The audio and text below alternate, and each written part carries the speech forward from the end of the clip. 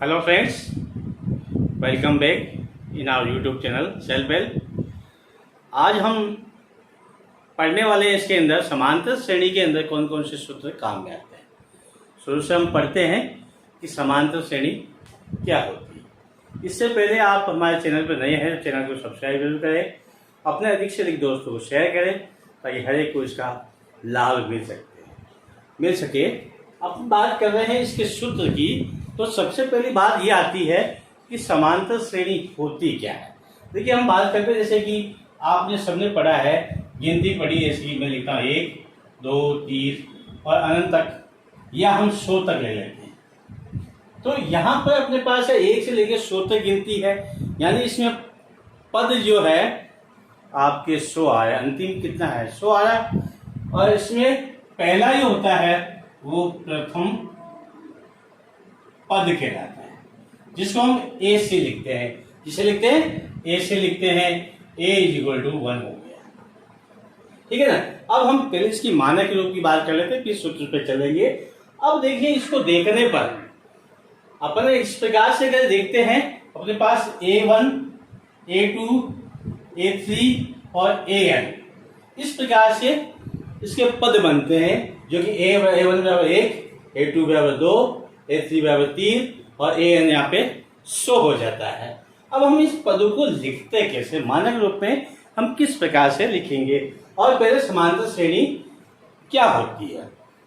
तो समांतर श्रेणी का मतलब होता है कि श्रेणी अलग अलग प्रकार की होती है और जिसमें समान अंतर हो, हर पद में समान अंतर है। तो देखिए, इसमें यहाँ तक आने पर क्या +1 किया, इसमें यहाँ आने के बाद +1 किया, यहाँ आने के बाद +1 किया। इस प्रकार से इसमें 4 और लिख देता हूं।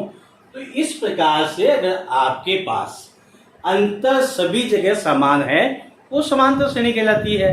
और जो अंतर बराबर होता है उसको हम क्या कहते हैं? सार्व अंतर, जिसको हम यहाँ लिखते हैं सार्व अंतर।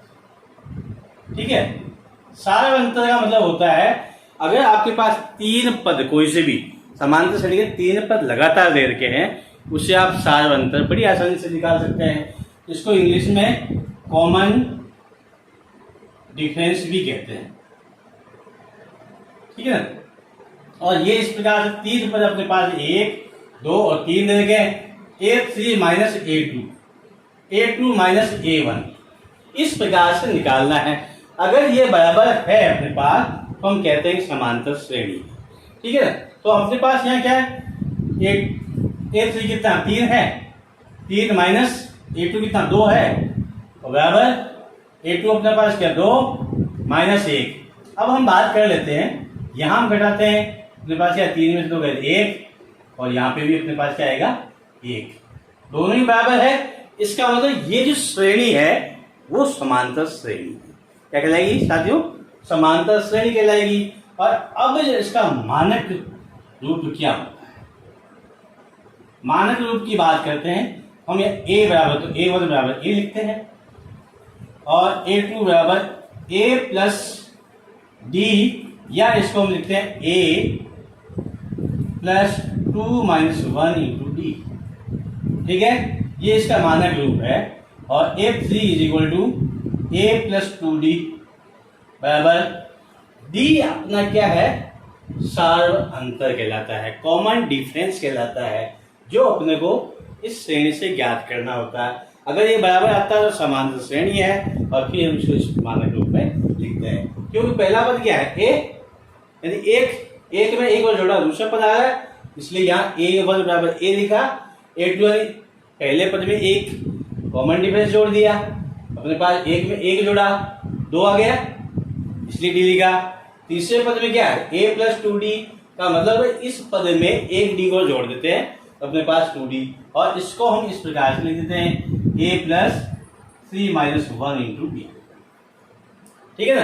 अब इसी को हम आगे देखते हैं। अगर इसका व्यापक रूप लेते हैं, इस प्रकार से पद लिखते जाते हैं, तो अपना एक अंतिम लास्ट वाला पद आता है an, जिसे हम लिखते हैं, उसको हम इस प्रकार से लिखते हैं a + यहाँ पे क्या लिखिए, यहाँ 1 है 1, 2 है तो 2 आया, 3 है 3 आया, 4 होता है 4 आएगा, 5 तो 5 आएगा। यहां हम लिख देते हैं n-1 इंटू डी। ठीक है, यही आपका कहलाता है। ये तो आपका क्या मानक रूप हो गया, ये वाला मानक रूप हो गया। इस रूप में हम लिखते हैं मानक रूप में। और लेकिन ये अपना क्या है, अंतिम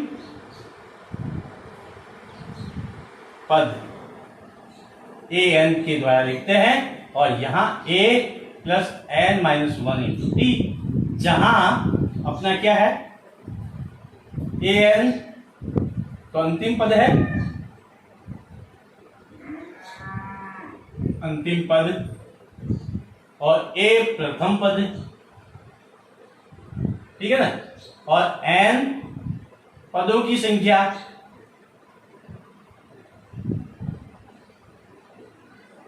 n क्या है पद की संख्या, और d अपना क्या है सार अंतर,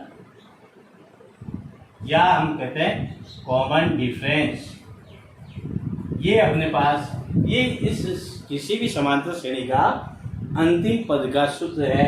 इसका मतलब 1, 2, 3 और 4 चीजें आपको में से 3 ज्ञात है, चौथी आप ज्ञात कर सकते हैं।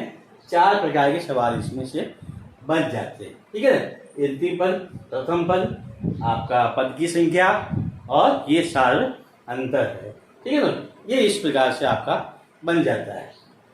अब हम बात करते हैं कि समांतर श्रेणी जो अपने देर की है, जिसका मानक रूप हमने माना a plus D, a plus 2d, और इस प्रकार से a-1 इंटू डी। ये हमने मान लिया है, मानक रूप है ये। अब हम इस समांतर श्रेणी के n पद, यानी कितने भी पद हो सकते हैं, 10 है, 20, 30 है, 50, 100, उसको अंतिम पद को हम n के रूप में मान लेते हैं। उनका हम योग करना चाहते हैं। क्या करते हैं दोस्तों, योग करना चाहते हैं। हम किस प्रकार से उसका योग करते हैं, यही हम चाहते हैं।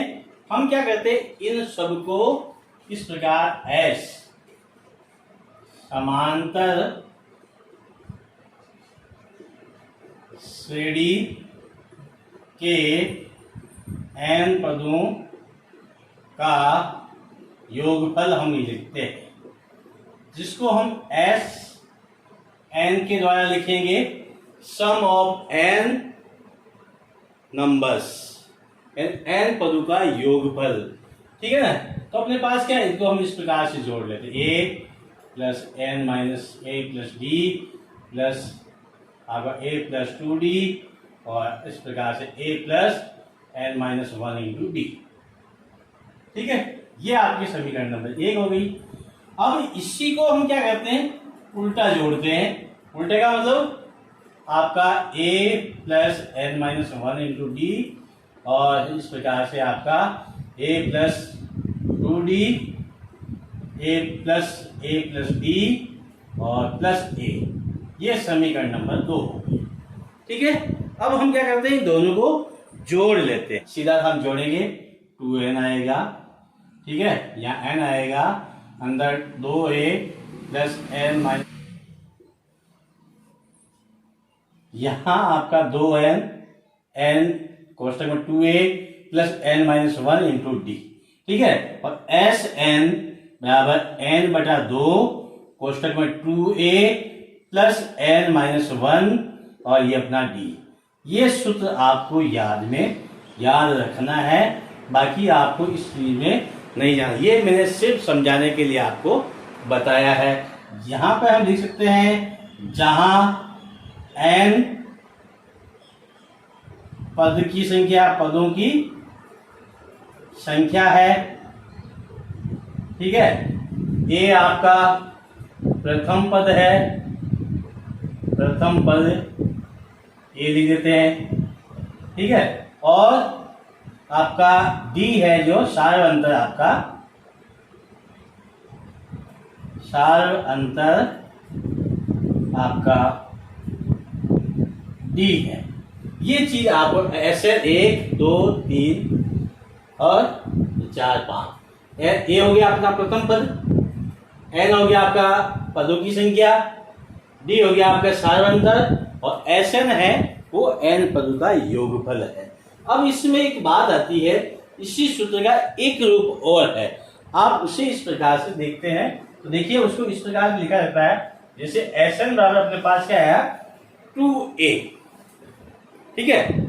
मैंने इसको इस प्रकार से लिखा, देखो a plus n minus 1 into D, ठीक है। ये पूरा का पूरा देखिए हमने इसी वीडियो में देखा, आपका क्या है अंतिम पद का सूत्र है। तो यहां पर हम क्या लिख सकते हैं, बराबर Sn बराबर a प्लस आपका an, ठीक है। और यहाँ n बटा 2 है, ये n बटा 2 हो जाएगा। और बहुत सारे क्या है अंतिम पद को, बहुत सारे अंतिम पद को इस प्रकार से भी लिखते हैं l के द्वारा, n बटा 2 कोष्टक में a प्लस n।